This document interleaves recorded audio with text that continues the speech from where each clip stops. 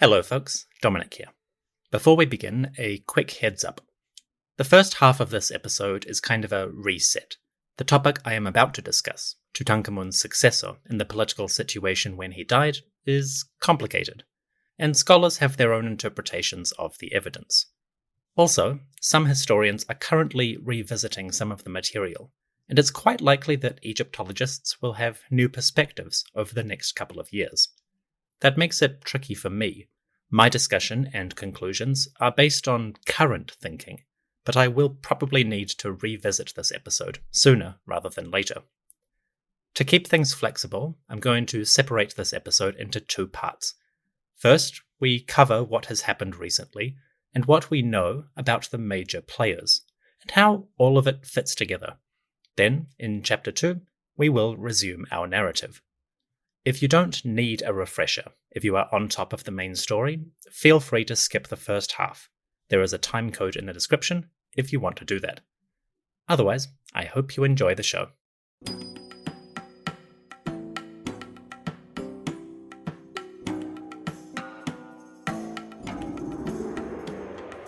Salam alaikum, peace be upon you. Welcome back to the History of Egypt podcast, episode 155, The Queen's Gambit. Today, we cover a shadowy, vague situation. The death of King Toutânkhamon left a vacuum in the royal family. Now, the Egyptian government had to adjust to new circumstances and plot a path forward. What would they, and specifically Queen Ankhesenamun, do? This episode comes to you on behalf of Mykost, who joined the Patreon as a priest for an entire year. Incredible. Mykost, you are too generous. I am in your debt. To maintain balance, the temples will sing to Neith and Aset, or Isis, on your behalf. May these great deities come to be your protection. May they fan air to your nostrils, clear your windpipe that you may breathe, and cause your enemies to fall beneath your sandals. To everyone listening, thank you for joining me. On with the story.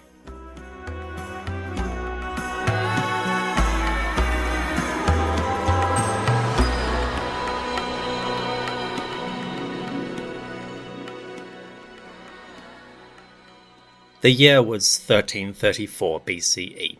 Approximately, give or take, roughly, you get the point. We are in a confusing situation.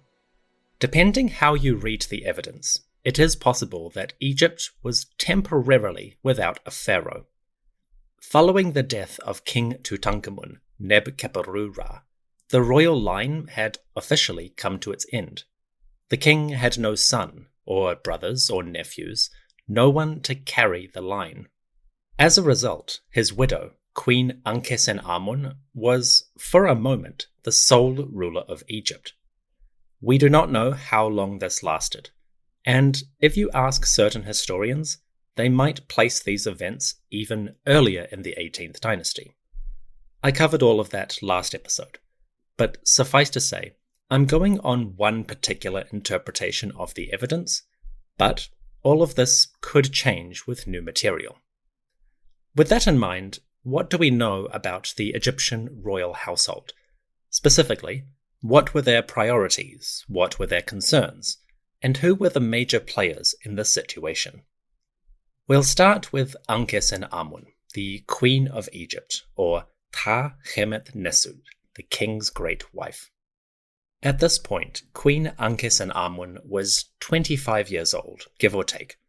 She had entered this world during the reign of King Akhenaten and Queen Nefertiti. She had grown up under those rulers, and then she had become Queen of Egypt herself when Toutânkhamon, her brother or cousin or half-brother, ascended to the throne. So Ankhesenamun had spent her entire life in the royal court. She was immersed in that society, and her priorities may have reflected that background. Last time, we saw how Ankhesenamun may have sent a letter to the king of Hittite, the great ruler of the Hittite kingdom. Apparently, Ankhesenamun had asked for a son, a prince, to be her new husband, to be the new king of Egypt. Again, there is some debate about when exactly this event took place, but I am going with the Ankhesenamun and Toutânkhamon interpretation. With that in mind, if Ankhesenamun was this queen who sent a letter to the Hittites, what was she trying to achieve? It is difficult to pass the motives of people dead for 3,000 years, but at the very least we can probably guess that Ankhesenamun wanted to maintain some control over the royal household. Either she wanted to carry on as a ruling lady, or she wanted to maintain stability and political continuity. The fact that she and Tutankhamon had no surviving children may have been a significant concern. If she had married that Hittite prince, perhaps Ankhesenamun could have started a new line. It would have been a mixed line with some foreign heritage, but at the very least it would have continuity with earlier generations. Unfortunately, that was not going to happen. The Hittite prince was dead, and as a result, Egypt was in open conflict with the Hittites. So, as the sole ruler of Egypt, quote-unquote, Ankhesenamun was in a sensitive position. We don't know how much support, if any, she had for her letter to the Hittite prince. Presumably there were some people in the court who were willing to take that chance, because King Suppiluliuma had investigated the queen's letter. He had sent diplomats to Egypt to find out what was happening. If Ankhesenamun was going rogue, acting alone, chances are Suppiluliuma would have learned of that, but he felt confident enough to actually send a son. That suggests, at least vaguely, that some people in the Egyptian court were open to that path. Had Ankhesenamun formed a faction of loyalists or servants who were willing to follow her? Maybe. We don't have any direct evidence for that, but it's hard to imagine a ruler, even a wife of a pharaoh, being able to go against her entire government. Chances are there were some people on board with her. Nevertheless, the queen's letters to the king of Hittite indicated that she was afraid. She emphasized the fact that she and her late husband had no son, and she made a point of saying that she did not want to marry a servant, quote-unquote. In other words, it seems like there may have been some dispute, debate, or conflict within the Egyptian court. At the very least, somebody may have been pressuring Ankhesenamun to make a marriage alliance with an Egyptian family, to choose a noble or a courtier and raise him to the status of pharaoh. For some reason, Ankhesenamun did not want to do that. We can speculate on her motivations. Maybe she thought a foreigner would be easier to control. Maybe she wanted somebody of royal blood, even if it was foreign blood. It is possible that Ankhesenamun was a kind of snob, that she viewed people outside of royal bloodlines as not worthy of the inheritance. Again, that is pure speculation. We do not know anything about this woman as a personality, but it is possible that she valued royalty and bloodline above other things. We can't rule that out. Whatever her motivations, Ankhesenamun's gambit had failed. The prince of Hittite, Zananza, had died, either en route to Egypt or after arriving in the country. Now, the Hittites were attacking Egyptian territories in Syria and Canaan, so there was a broad open conflict going on. At the same time, the royal family had come to its end. Ankhesenamun's choices were going to shape the next generation. And amidst all of that, Egypt's government was still undergoing a major phase of restoration and reformation. King Toutânkhamon and his administration had spent 10 years building new temples, restoring old sanctuaries, and generally investing in Egypt's religious infrastructure. They had done a lot of work, but chances are it was still unfinished. So the Egyptian government had multiple projects on the go. Somebody needed to be in control. With that in mind, Ankhesenamun's failure to make a Hittite prince the king must have been a major crisis. Politically, even personally, this was a tipping point. Moving forward, she would have to choose an Egyptian, she would have to make a servant, quote-unquote, the new pharaoh. But who would she choose? Who were the best candidates? The government of King Tutankhamon and Ankhesenamun is notable for its prominent, powerful courtiers. There were several men in high levels of administration who wielded incredible power and influence in the country. We don't know if these people were unusually powerful under Tutankhamon, or if they are just unusually visible. We can debate that in academic circles. But the point is, Ankhesenamun had multiple servants to choose from. All of them had their own power, their own influence. But of course, two of them are particularly important. The two most prominent men in Tutankhamun and Ankhesenamun's government were the high courtiers Ai and Horemheb. Both of these men were wealthy, influential, powerful, and connected to various sectors of Egyptian society. Arguably, both of these men would be a good candidate for the kingship. So, if Ai and Horemheb were the two main choices, how would Ankhesenamun choose? Let's start with Ai. Ai was a high-ranking member of the royal court.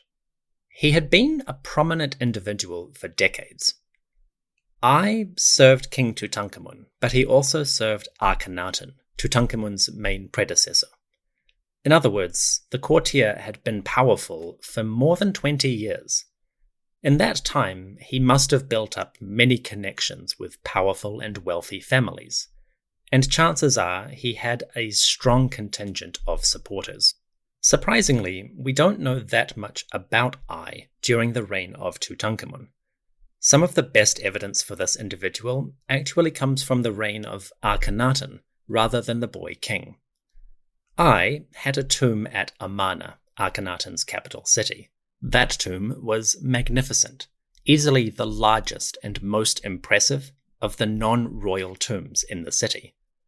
In other words, Ai was a close and respected confidant of King Akhenaten, and he seems to have continued that role in the reign of Tutankhamon. So Ai had been influential for decades. That was an asset in terms of experience and political connections and support, but it was probably a liability as well. By the time Tutankhamon died, Ai would have been in his 50s, possibly older. By ancient standards, he had lived a long life already. He had overcome or escaped major illnesses and injury, and his diet and lifestyle must have been good enough to reach a fine old age. Hypothetically, Ai should have been in his sunset years, but in this moment of political crisis, he was at the center of events. Now overall, Ai seems to be a sort of advisor or courtier for the king. He is not much of an administrator or bureaucrat. We get this from his titles and the references to this individual.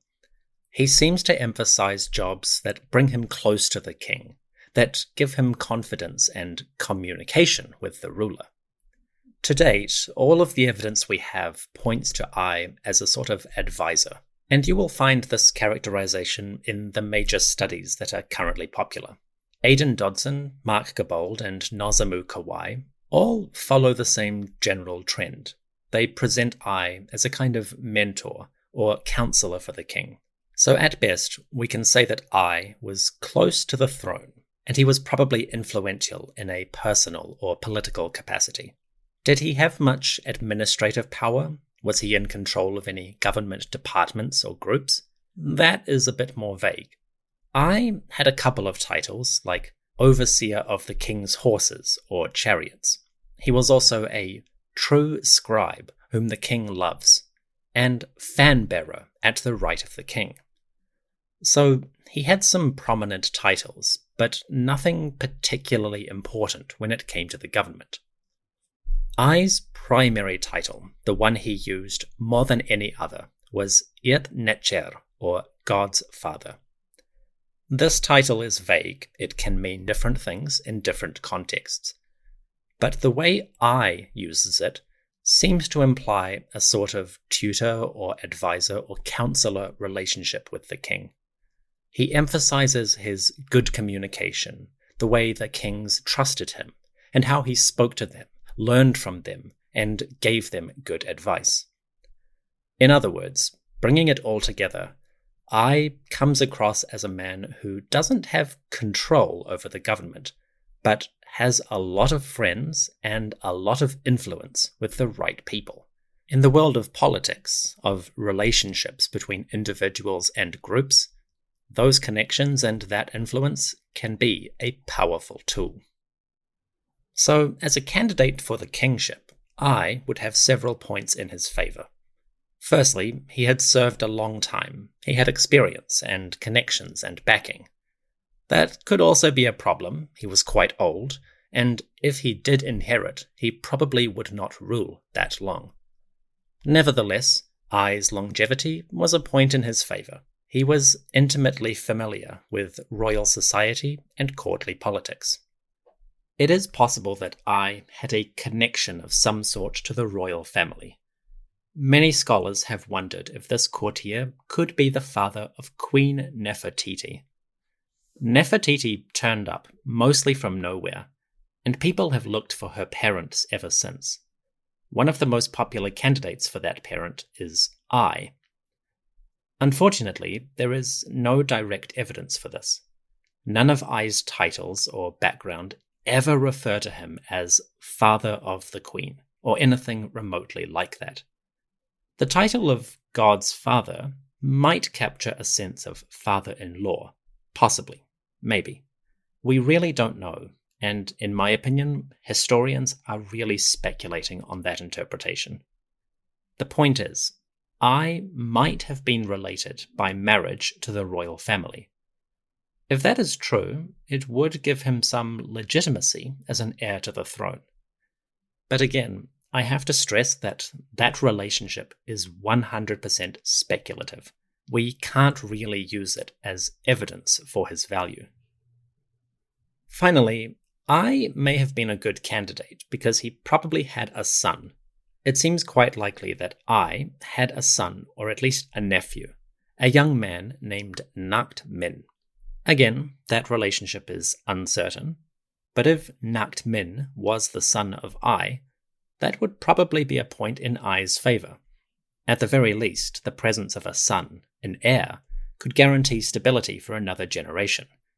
If Ai took the throne, the royal household might be secure for a few more decades. That could have been a point in his favour. Overall, we really don't know that much about Ai. He seems to have dealt in social and political influence, and those don't always leave evidence in monuments and texts. Nonetheless, it seems fairly clear that Ai was powerful and influential. He must have been a strong contender to be the next king.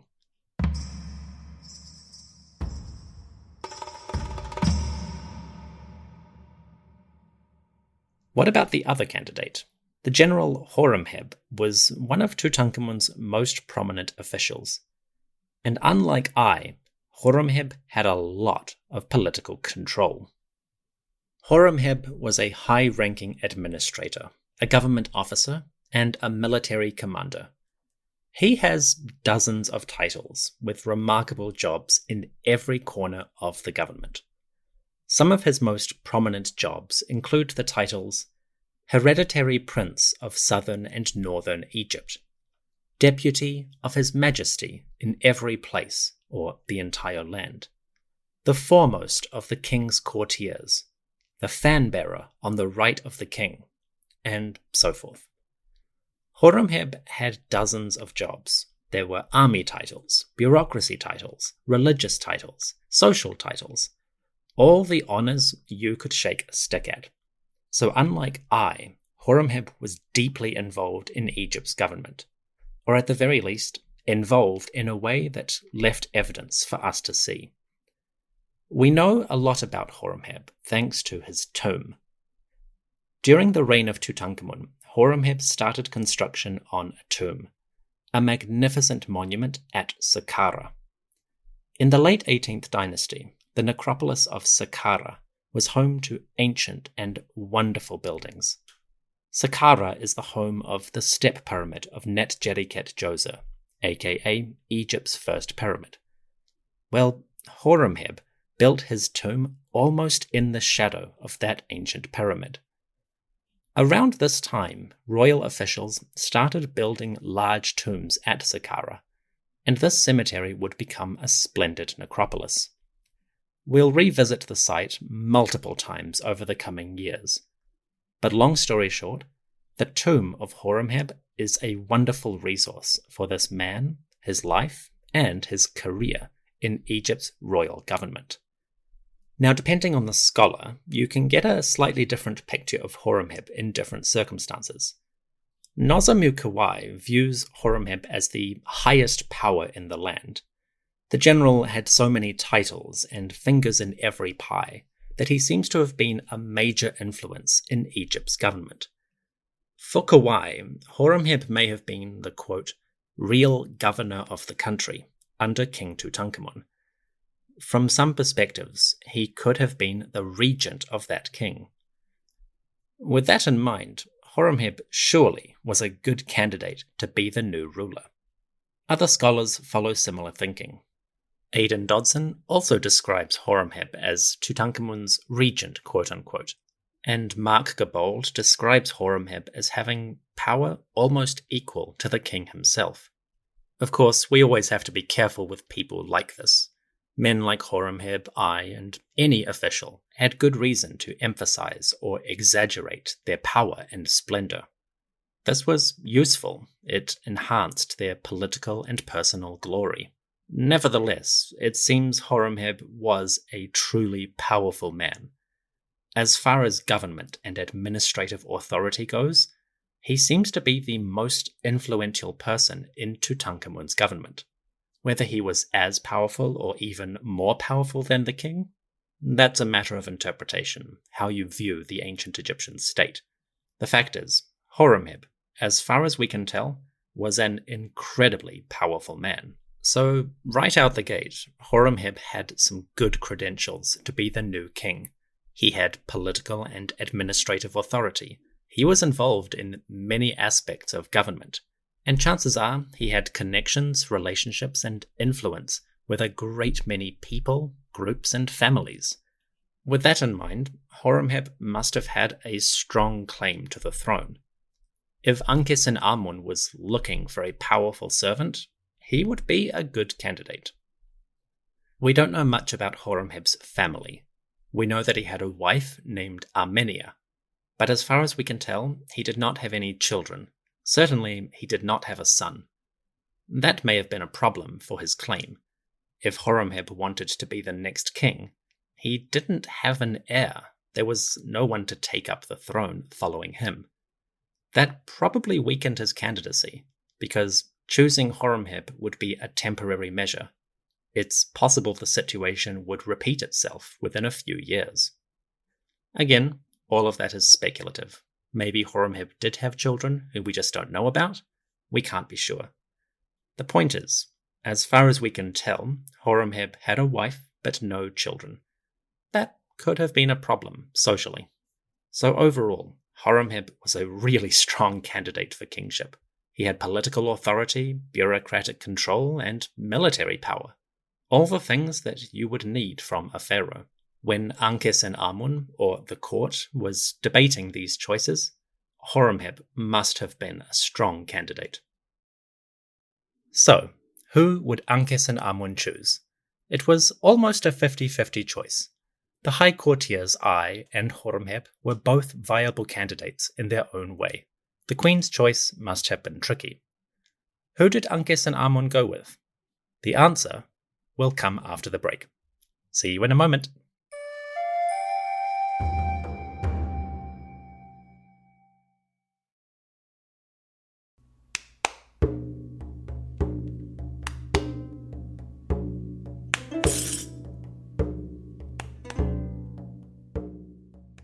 And now, we present the award for Next Pharaoh. The nominees are Ai, the god's father, the overseer of the chariots of his majesty;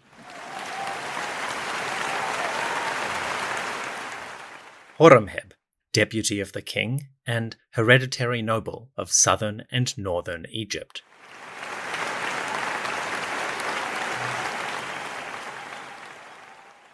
And the kingship goes to I, the god's father, the overseer of the chariots of his majesty. This is I's first win for the next Pharaoh Award, and his first nomination.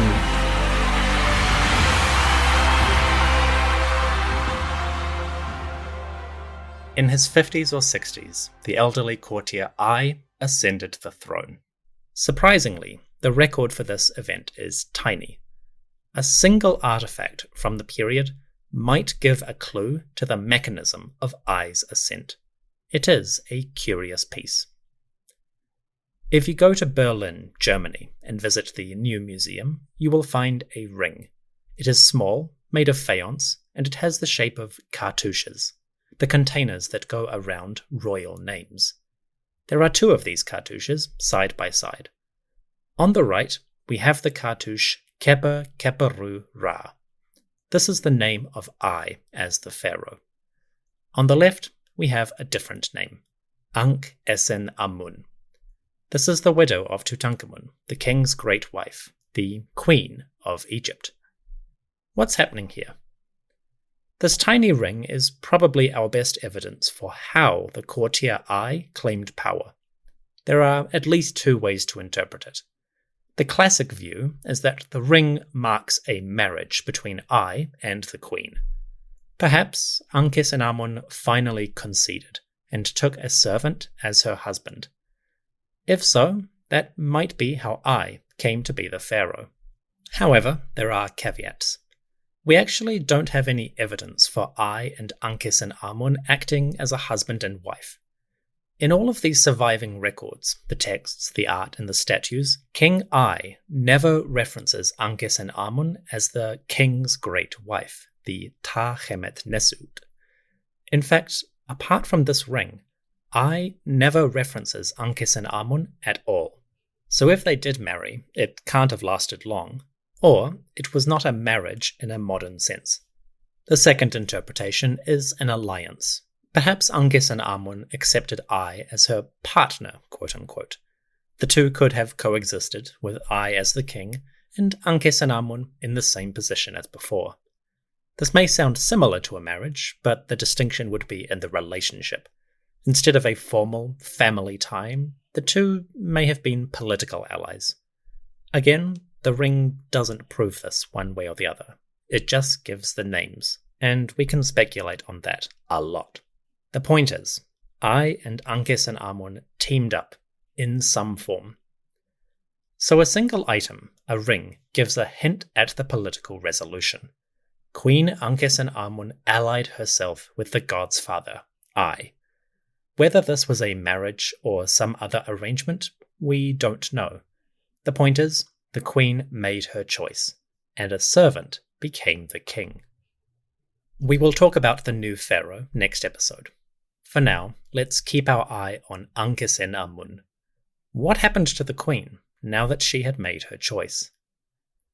Surprisingly, that ring is the last surviving record for Ankhesenamun. After this moment, the queen disappears. No texts, no art reference her again. This is curious. Did Ankhesenamun die? Or did the new king, I, push her into the background? A forced retirement for Egypt's ruling lady. Again, this is an uncertain question. The best we can do is discuss a couple of clues. I became the king, and then Ankhesenamun disappears from the record. The ring, presenting their cartouches side by side, is the only information for I and Ankhesenamun in the same place at the same time. Following that, we must work from scraps. So far, our best trace is a mummy. In 1817, a tomb came to light in the Valley of the Kings. It is a small monument with 18th dynasty architecture, and when they opened it, excavators found 2 mummies inside. They also found some pottery, ornamental trinkets, and bric-a-brac. It was not a lavish burial, just a couple of bodies in a small out-of-the-way sepulchre. Today, this tomb is called KV21, aka the 21st tomb in the King's Valley. It is unremarkable. No tourists are flocking to this monument, but the mummies found within are curious. You see, the bodies were female, and they were royal. When discovered, the mummies had one arm crossed over their chest. Traditionally, this one arm over the torso seems to be associated with queens or princesses. On that basis, the mummies seemed to be royal women. Unfortunately, the tomb's excavator, a man named Giovanni Belzoni, was rather careless with the find.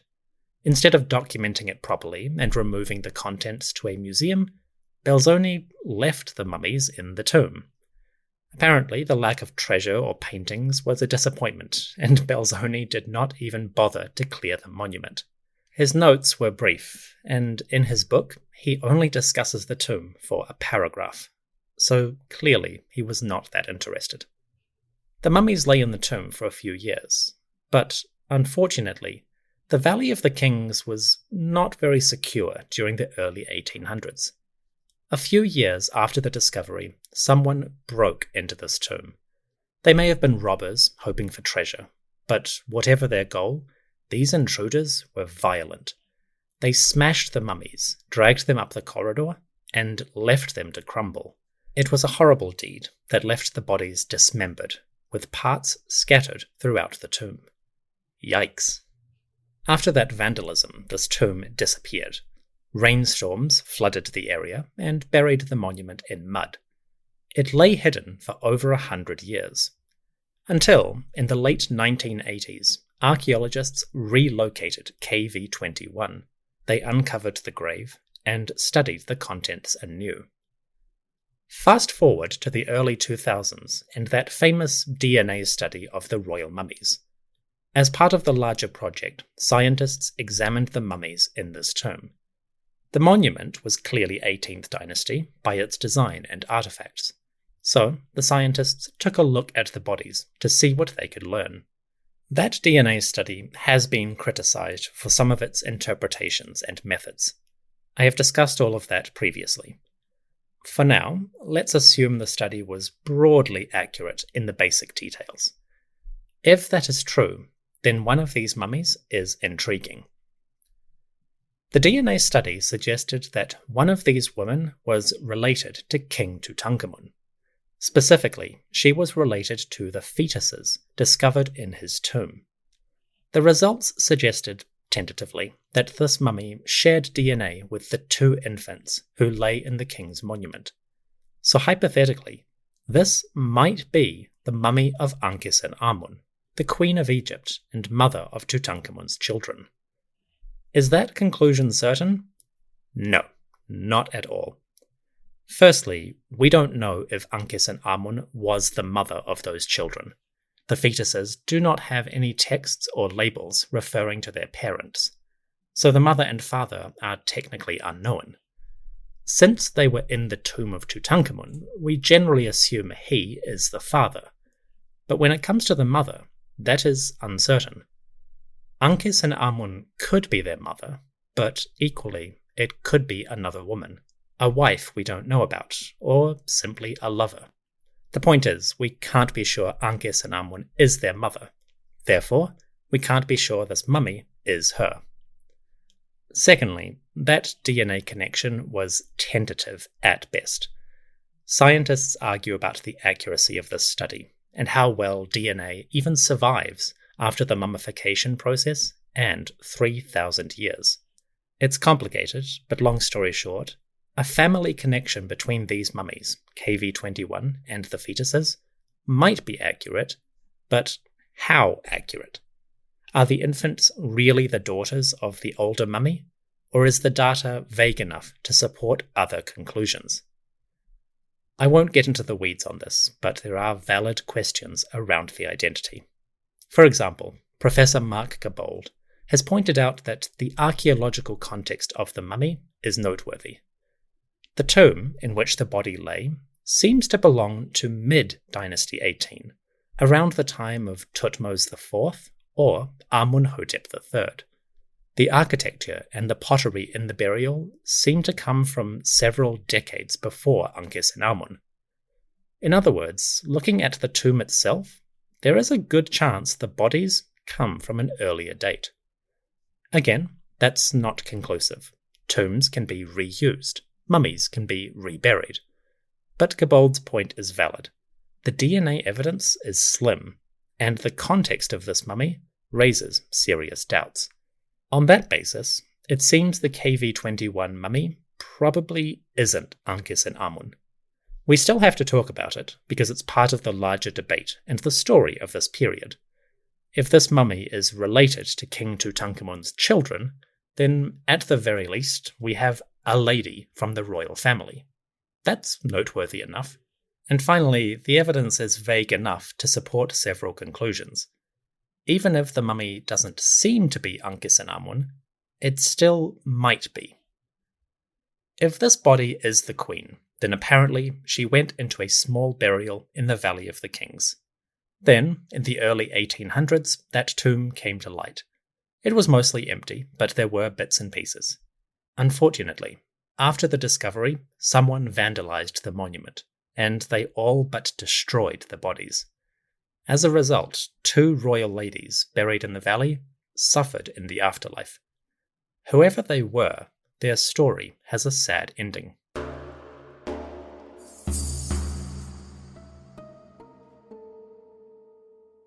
Queen Ankhesenamun made her choice. Perhaps she was hesitant or resistant to the idea, or maybe she accepted the necessity. A high courtier, a powerful member of the government, could offer stability and continuity as king. So, Ankhesenamun chose I, the god's father, the counselor and advisor extraordinaire. He would be the next pharaoh. As for the queen, her story ends here. After I took the throne, Ankhesenamun disappears from history. Did she retire, or did she die? Was she pushed to the sidelines by the new ruler? Or did she meet an untimely end of sorts? These questions still do not have answers. It is possible that Ankhesenamun's mummy survives in a body from KV-21. That seems unlikely, but it might be true. Either way, Ankhesenamun herself now leaves our tale. To say farewell, let's do a quick retrospective. The girl who became Ankhesenamun entered this world around 1357 BCE, give or take. It was year 6 under King Akhenaten and Nefertiti, and the baby received a name appropriate to the Aten-focused court. She was Ankhesenmun, or she who lives for the Aten. The princess was 3rd eldest in the royal family. She had 2 older sisters and several younger siblings. Under normal circumstances, she would probably grow up to serve the court in some fashion, maybe as a priestess for Aten. But fate had other plans. Around the age of 10 or 11, Ankhesenmun lost her father. A few years later, her mother also died. And when she was 14 years old, approximately, she ascended to the throne. She became the Daḥamunzu, the king's great wife. Her husband was young Toutânkhamon, a child, maybe her brother, her half-brother, or her cousin. We can't be sure on the relationship. What we do know is that these youngsters inherited the titles of their predecessors. They became the ruling couple. A few years into the new reign, the Egyptian government changed its public policy. Moving forward, the sun god Aten would cease to be the sole, supreme deity of the court. Once again, the king and queen would honor the traditional deities, in particular, Amun, the king of the gods. This return to earlier policies required a statement, and to mark their devotion to the creator, the king and queen changed their names. Now, Ankhesenmun, she who lives for the Aten, became Ankhesenamun, she who lives for Amun. Mostly the same name, but a visible shift in royal beliefs. This would be her identity moving forward. As Queen of Egypt, or King's Great Wife, Ankhesenamun seems like a background figure. Compared to her mother, Nefertiti, and her grandmother, Ti, this young queen is far less prominent. She appears in art, but usually with her husband, Toutânkhamon. And unlike her mother and grandmother, Ankhesenamun did not seem to have her own independent role. This may have been the result of court politics. Perhaps there was a desire to push back against the influence of powerful queens. Or maybe it was a personal decision. Perhaps Ankhesenamun felt that her role should be more supportive than assertive. We really don't know much about her personality or what she believed. What we do know is that art, public imagery, presents Ankhesenamun as a secondary figure. She is there for the king, supporting his power with her own. Now, to be clear, this had its own symbolism and meaning for the ancients.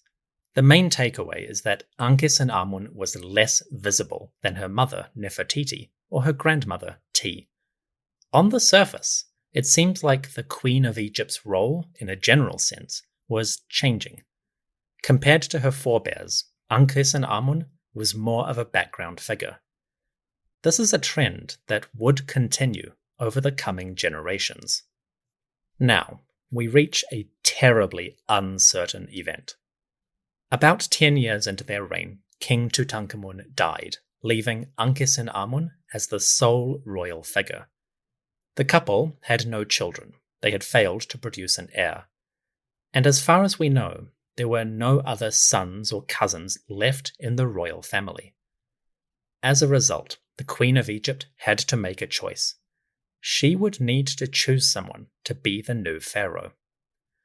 It is possible that around this time, Ankhesenamun wrote a letter. She may have sent a message to the kingdom of Hatti, the land of the Hittites. According to Hittite annals, Egypt's ruling lady, called the Daḥamunzu, or Daḥamunzu, the king's great wife, asked Hatti for a prince. The queen needed a husband, and if they sent a son, that boy would become the king. Historians debate whether this queen was Ankhesenamun or someone else. There are valid questions and gaps in the material. It is possible these events happened before Toutânkhamon and Ankhesenamun. I have gone with the traditional chronology, but this could change in the future. So we have to be cautious. We can't read too much into events, and we have to stay flexible. If Ankhesenamun did write to the Hittites, she may have hoped to maintain control over the royal household. A foreign prince would be isolated, lacking political power. Perhaps the queen could rule through him, or overrule him to exercise her own authority. Alternatively, she may have wanted to preserve the bloodline, to bring royalty, regardless of origin, into the court. Again, the queen's motivations are largely unknown. We get hints that she did not want to marry a servant, quote-unquote. But beyond that, her goal is murky. Whatever she intended, the queen's gambit failed. The Hittite prince, Zananza, did not live long.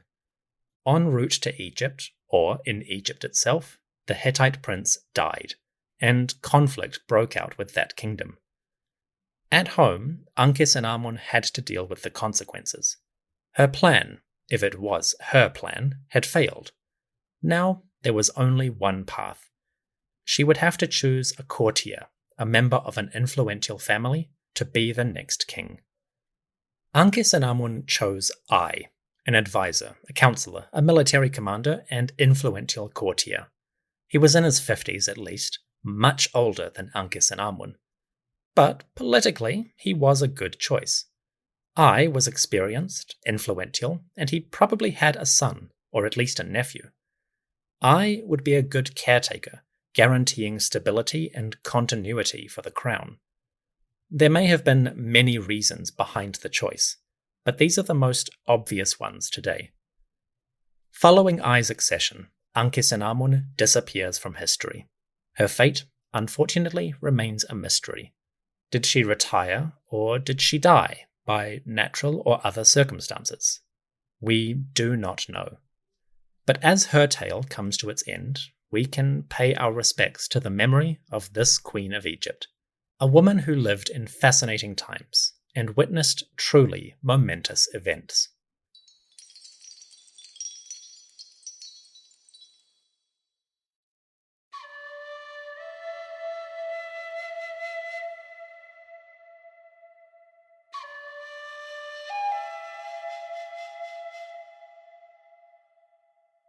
Thank you for listening to the History of Egypt podcast.